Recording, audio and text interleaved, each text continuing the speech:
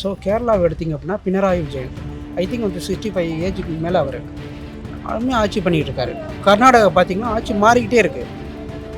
தமிழ்நாட்டில் என்ன நடக்குது? ஒன்றுமே நடக்கலையே. கோயம்பேடுலேருந்து வந்து பஸ் ஸ்டாண்ட் வந்து கிளாம்பாக்கத்தை மாற்றிங்க. யார் மாற்ற சொன்னது? என்ன யூஸ் இதனால்? நல்லது பண்ணுறதுக்கு தமிழ்நாட்டில் இப்போதைக்கு ஆளு கிடையாது. 100க்கு 100 இதுதான் உண்மை. அண்ணாமலை வந்து யங்கஸ்ட் ஐபிஎல் ஒரு பிஜேபின்னு ஒரு கட்சியில் இருக்கார். அவருக்கு ஒரு வாய்ப்பு கொடுக்கலாம், சீமானுக்கு ஒரு வாய்ப்பு கொடுக்கலாம், அண்ணன் விஜய் அவர்களுக்கு ஒரு வாய்ப்பு கொடுக்கலாம். இது மாற்று ஒன்றை வந்து நம்ம வந்து தேர்ந்தெடுக்கணும். இந்த மாற்று ஒன்றை தேர்ந்தெடுக்காத ஒரே மாநிலம் எது அப்படின்னா தமிழ்நாடு மட்டும்தான். ஸோ அதர் ஸ்டேட் எடுங்க, ஆந்திரா எடுங்க, கர்நாடகா எடுங்க, கேரளா எடுங்க. தமிழ்நாட்டில் என்ன நடக்குது? ஆந்திராவில் எடுங்க, ஜெகன்மோகன் ரெட்டி எப்படி ஆட்சி பண்ணுறாரு? ஒரு 2 டேஸ்க்கு முன்னாடி கூட ஒரு மீட்டிங் போட்டிருக்காரு. 12 லட்சம் பேர் நினைக்கிறேன், ஐ திங்க், சரியா எனக்கு தெரியல. இதுவே வந்து அரசியல் வரலாற்றில் மிகப்பெரிய மாநாடுன்னு சொல்கிறாங்க. அதே மாநாடு தான் இங்கே புரட்சி கலைஞர் விஜயகாந்த் நடத்தினார். நான் விஜயகாந்த் கட்சி கிடையாது, அவர் நல்ல மனிதர்களுக்காண்டி தான் அடிக்கடி அவர் நான் பேசிக்கிட்டு இருக்கேன். ஸோ கேரளாவை எடுத்திங்க அப்படின்னா பினராயி விஜயன் ஐ திங்க் வந்து 65 ஏஜுக்கு மேலே அவர் அதுவுமே ஆட்சி பண்ணிகிட்டு இருக்காரு. கர்நாடகா பார்த்திங்கன்னா ஆட்சி மாறிக்கிட்டே இருக்குது. தமிழ்நாட்டில் என்ன நடக்குது? ஒன்றுமே நடக்கலையே. இப்போ கோயம்பேடுலேருந்து ஒரு சின்ன கோரிக்கை, கோயம்பேடுலேருந்து வந்து பஸ் ஸ்டாண்ட் வந்து கிளாம்பாக்கத்தை மாற்றிங்க. யார் மாற்ற சொன்னது? என்ன யூஸ் இதனால்? என்னுடைய ஒய்ஃப் ஊர் வந்து திருவண்ணாமலை தான். திருவண்ணாமலை போகிறதுக்கு பிப்ரவரி 10 அன்னைக்கு 11ஆம் தேதி நான் வந்து நிச்சயதார்த்தம் போயிருந்தேன். பிப்ரவரி 10 அன்னைக்கு சனிக்கிழமை மதுராவில் போய் நின்றுட்டேன். அதுலேருந்து கிளாம்பாக்கம் ஒரு பஸ்ஸும் வரல. பிப்ரவரி 11 காலையில் 4 மணிக்கு பஸ் ஏறினேன். பிப்ரவரி 10 8 மணிக்கு போய் மதுரவாயில் நின்று பிப்ரவரி 11 மணிக்கு கிளாம்பாக்கத்தில் திருவண்ணாமலை வண்டி பிப்ரவரி 11ஆம் தேதி ஏறினேன். இதில் என்ன வந்து அவங்க வந்து கேட்டால் என்ன சொல்கிறாங்க? கிளாம்பாக்கத்தில் வந்து ஒழுங்காக அரசியல் நடக்குது. எந்த கட்சியுமே இப்போ சரியில்லைங்க தமிழ்நாட்டில் பொறுத்த வரைக்கும். எந்த கட்சியுமே சரியில்லை. ஓப்பனாகவே நான் பேசுகிறேன், எந்த கட்சியுமே சரியில்லை. இப்போ ஆளுங்கட்சி கூட உங்களுக்கு இல்லை ஆளுங்கட்சி வந்து இப்போ ஆளுங்கட்சிக்கு எதிராக பேசுகிறதுன்னு எனக்கு அவசியம் இல்லை. நான் எந்த கட்சியை சார்ந்தவனும் கிடையாது. மக்களுக்கு நல்லது பண்ணுங்கள். அரசியல்வாதிக்கு என்ன சொல்கிறேன் அப்படின்னா, அரசியல் வந்து கோடி கோடியாக அடித்து வச்சுட்டிங்க. இப்போ ஐடி ரைடுன்னு ஒன்று சொல்கிறாங்க. அவங்க என்ன பண்ணுறாங்க? ஒரு அரசியல்வாதியை போய் தோண்டி எடுக்கும்போதில் என்ன சொல்கிறாங்க? 500 கோடி ஊழல், 300 கோடி ஊழல், 400 கோடி. எதுக்குப்பா சேர்க்குறீங்க? எதுக்கு சேர்க்குறீங்க? தலைமுறையை சேர்த்துட்டீங்க. மக்கள் வந்து வாழட்டுமே, ஒரு நார்மலான லைஃப்பை தான் மக்கள் எதிர்பார்க்குறாங்க. அதையே நீங்கள் பண்ண முடியல. இல்லை இன்னும் கோடி கோடியாக அடிச்சு வெளிநாட்டில் போய் மக்களுக்கு இல்லாத ஒரு விஷயம் உங்களுக்கு எதுக்கு? நீங்கள் மக்களுக்கு சேவை பண்ணுறது. நான் வந்து சிங்கப்பூர் எல்லா இடத்துக்குமே நான் போயிட்டு வந்தேன். ஆல்ரெடி ஃபாரின்னா நான் போயிட்டு வந்தேன். அங்கே போய் பார்க்கும்போது தான் தெரியுது இதோட இங்கே தமிழ்நாட்டோட பாதி அரசியல்வாதிகள் முதலீடு வந்து துபாய், சிங்கப்பூர், மலேசியா இந்த மாதிரி இடத்துல இருக்குது. ஸோ நான் என்ன சொல்ல வர்றேன் அப்படின்னா, பக்கத்து ஸ்டேட்டை பார்த்தாவது அரசியல்வாதிகள் திருந்துங்க. இதை நான் ஓப்பனாகவே பேசுகிறேன். இதுக்கு பிறகு எனக்கு வந்து அரசியல்வாதிகள் என்ன இதுக்கு அதெல்லாம் நான் சொல்லவே விரும்பலை. என்னென்னா ஒன்றுமே சரியே இல்லை, எதுவுமே சரியில்லை. தமிழ்நாட்டை பொறுத்த வரைக்கும் அப்படியே சும்மா டெம்பரவரியாக நிற்கிது. நான் வந்து இன்னொன்று ஒன்று சொல்கிறேங்க, டிஎம்கேல பொறுத்த வரைக்கும் கலைஞர் ஆட்சி இருக்கும்போது நல்லா இருந்துச்சு, குறை சொல்ல மாட்டேன். ஏன்னா 50% மக்களுக்கு பண்ணார், 50% அவங்க ஊழல் பண்ணுறாங்க. எனிவே அதே மாதிரி தான் ஜெயலலிதா ஆட்சியிலையும் சொல்லுவேன். எந்த ஆட்சியும் நான் வந்து குறையும் சொல்ல மாட்டேன், ஏற்றியும் சொல்ல மாட்டேன். 50% வந்து ஜெயலலிதா வந்து நல்லது பண்ணாங்க அந்த அம்மா. 50% அவங்க அமைச்சர்கள் ஊழல். எனிவே கலைஞர் ஆட்சியிலையும் சொல்லுது. இப்போ என்ன நடக்குது? அது ரெண்டாவது, இது ஒரு கோரிக்கையாக வைக்கிறேன். அரசியல்வாதிகள் வந்து நீங்கள் வந்து ஒரு பேட்டி கொடுக்குறீங்க அப்படின்னா, ஆளுங்கட்சியும் சரி எதிர்கட்சியும் சரி, பேட்டி கொடுக்குறீங்க அப்படின்னா ஒரு நாகரிகமாக பேட்டி கொடுங்க.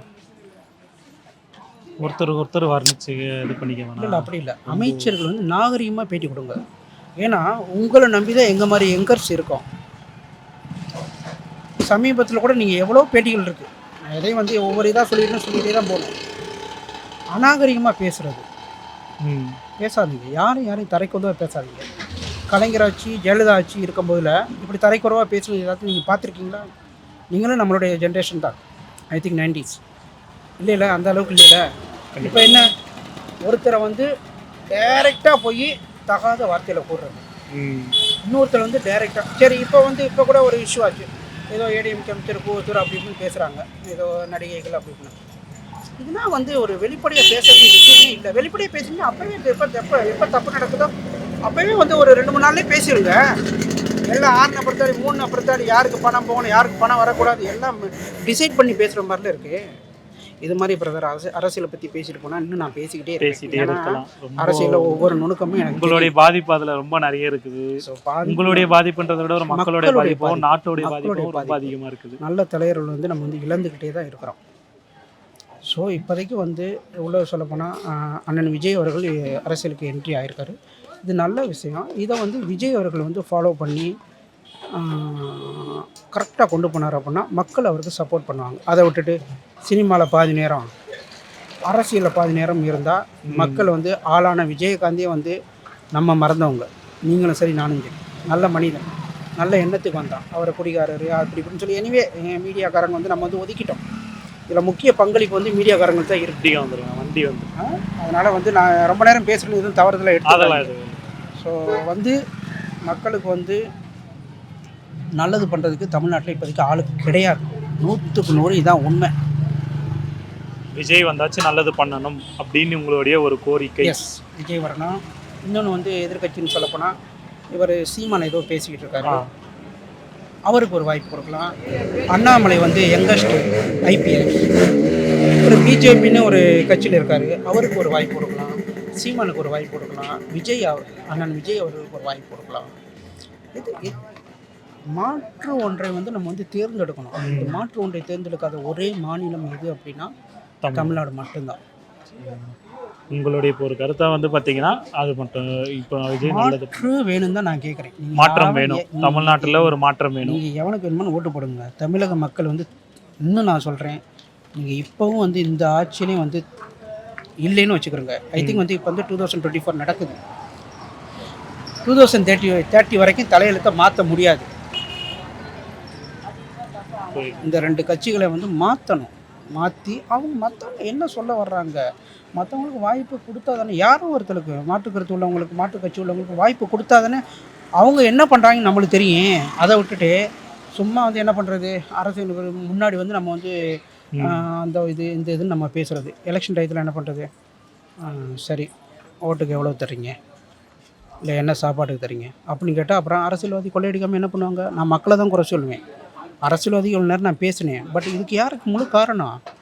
ஒரு ஓட்டுக்கு 5000, 8000, 10,000 வாங்கினீங்க அப்படின்னா அப்புறம் அரசியல்வாதிகள் கொள்ளையடிக்காமல் என்ன பண்ணுவாங்க? திறந்த வேண்டியது யார் இப்போதைக்கு?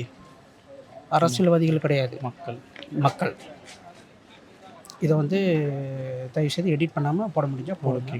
கண்டிப்பாக நான் வந்து எதுவும் தவறுதலாக பேசுகிறீங்க, நல்லதான் பேசியிருக்கீங்க.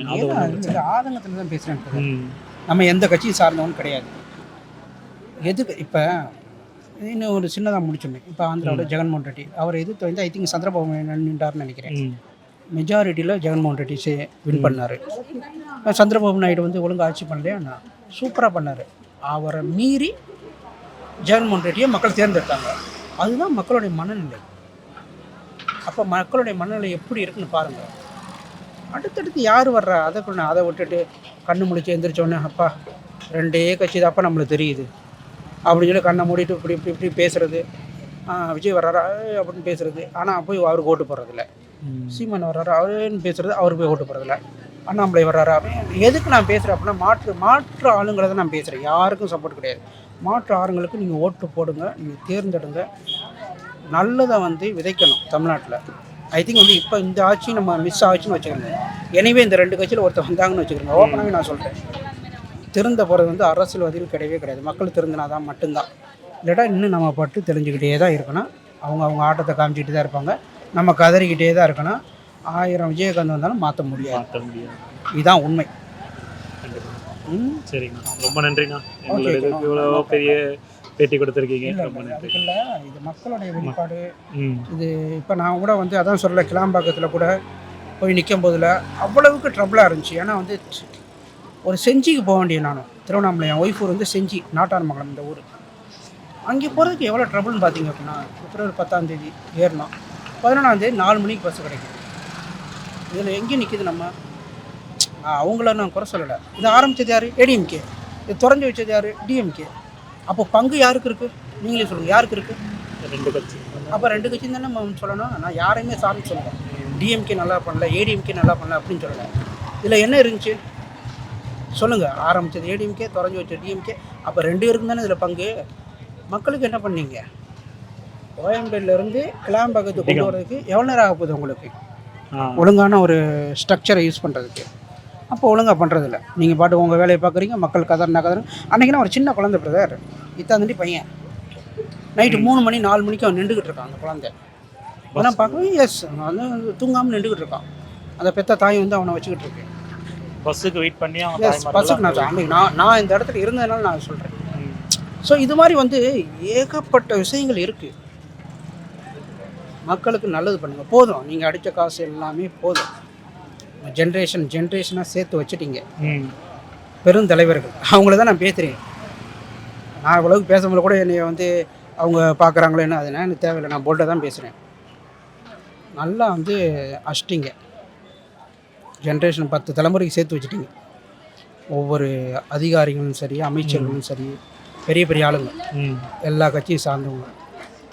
மக்களுக்கு கொஞ்சமாச்சும் வாழ பாருங்க. மக்களுக்கு வாழ லேட்டாலும் பரவாயில்ல. ஒரு 100% உங்களுக்கு ஒரு ப்ராஜெக்ட் வருது அப்படின்னா 30% மக்களுக்கு பண்ணுங்கள், 40% மக்களுக்கு பண்ணுங்கள். 60 நீங்கள் அடிங்க. வேணாம் சொல்லலை, இது எப்படி நடக்குன்னு நம்மளுக்கு தெரியல. 60 நீங்கள் அடிங்க, 40 வந்து மக்களுக்கு பண்ணுங்கள். அந்த 40 இல்லாமல் 100 அடிச்சுட்டு 0ல் உள்ளதையும் வந்து நோண்டி எடுப்பாங்க. வேணாம் சொல்லுங்க. எவ்வளோ காசு இன்னும் அடிக்க விரும்புகிறீங்க தமிழ்நாட்டில்? மக்கள் வந்து இப்போ நான் வந்து என்னுடைய அன்பான கோரிக்கை என்ன அப்படின்னா, தமிழக மக்களுக்கு நான் என்ன சொல்ல விரும்புகிறேன் அப்படின்னா, இதை வந்து நீங்கள் பார்த்துக்கிட்டு இருக்கீங்க. சகோதர சகோதரிகள், பெரியவங்க, அக்கா, தங்கச்சி எல்லாருமே பார்த்துக்கிட்டு இருக்கீங்க. இதை காலங்காலமாக என்ன பண்ணுறோம்? அந்த கட்சி சரியில்லை. ஏன் இப்போ கூட நான் என்ன சொன்னேன் கொஞ்சம் நேரத்துக்கு முன்னாடி கூட, அந்த கட்சி சரியில்லை, இந்த கட்சி சரியில்லை அப்படின்னு தான் சொன்னேன். மாற வேண்டியது கட்சி இல்லைங்க, நம்ம தான் மாற்றணும். மக்கள் நம்ம தான் மாறணும். அரசியல்வாதிகள் ஒருபோதும் மாற மாட்டாங்க. மாற வேண்டிய அவசியமும் அவங்களுக்கு இல்லை. ஏன் அப்படின்னா, இதுக்கு முன்னாடி நான் சொன்னதான் திரும்ப அகைன்ஸ்ட் அதே தான் பேசிக்கிட்டு இருக்கேன். ஒரு ஓட்டுக்கு இவ்வளவுன்னு நம்ம இவ்வளோ 1000 சொல்லிட்டு வாங்குகிறோம். பின்ன அந்த 1000 அந்த தொகுதியில் எடுக்கணும்னா என்ன பண்ணுவார் அவர்? அரசியல்வாதிகள் என்ன பண்ணுவாங்க? ஒரு ப்ராஜெக்ட் அவங்க ஊருக்கு வருது அப்படின்னா அந்த ப்ராஜெக்டை கட் பண்ணி அதில் எவ்வளோவுக்கு வந்து லெஸ்ஸாக ஒன்று பண்ண முடியுமோ பண்ணிவிட்டு அதில் பிக்கஸ்ட் அமௌண்ட்டு அடிக்க தான் நினைப்பாங்க. ஸோ நான் என்ன சொல்ல விரும்புகிறேன் அப்படின்னா, மாற வேண்டியது அரசியல்வாதிகள் அல்ல, அரசியல் கட்சிகள் அல்ல, மக்கள். தமிழக மக்கள் விழித்து கொள்ளுங்கள். நீங்கள் விழிக்கிறது மாதிரி எனக்கு தெரியல. இப்போ நான் வந்து ஒரு 10 மினிட்ஸ் உங்கள்ட்ட பேட்டி கொடுக்குறேன் அப்படின்னா இது தமிழக மக்களுக்கு தான் கொடுக்குறேன், அரசியல்வாதிகள் கிடையாது. அரசியல்வாதி திருந்த வேண்டிய அவசியம் இல்லை. ஆனால் இது வந்து திருந்துவாங்களா அப்படின்னு நம்ம தமிழக மக்கள் கிடையாது. ஆனால் அதர் ஸ்டேட்டை வந்து கொஞ்சமாச்சும் வந்து காதில் கேளுங்க, பாருங்கள். ஆந்திரா எப்படி இருக்குது, கர்நாடகா எப்படி இருக்குது, கேரளா எப்படி இருக்குது அப்படின்னு பாருங்கள். அருமையாக ஆட்சி நடந்துக்கிட்டு இருக்கு. ஸோ விழிக்க வேண்டியது தமிழக மக்கள் மட்டுமே, அரசியல்வாதிகள் கிடையாது. அப்படி கேமரா பார்த்தது சொல்லிடுறீங்களா திருப்பி? விழிக்க வேண்டியது தமிழக மக்கள், நம்ம மட்டும்தான். சகோதர சகோதரிகள், இளைஞர்கள் எல்லாருமே. இதை ஒரு ஆதங்கத்தில் தான் நான் பேசுகிறேன். நீங்கள் என்ன சொல்கிறீங்கன்னு எனக்கு தெரியல. பட் ஆனால் அரசியல்வாதிகள் அல்ல, தமிழக மக்கள் மட்டுமே விழிக்க வேண்டும். அதை முன்னிட்டு இப்போ வருகின்ற தேர்தலில் நீங்கள் யாருக்கோ ஓட்டு போடுங்க, உங்களுக்கு பிடிச்சவங்களுக்கு யாருக்கு வேணுமானு ஓட்டு போடுங்க.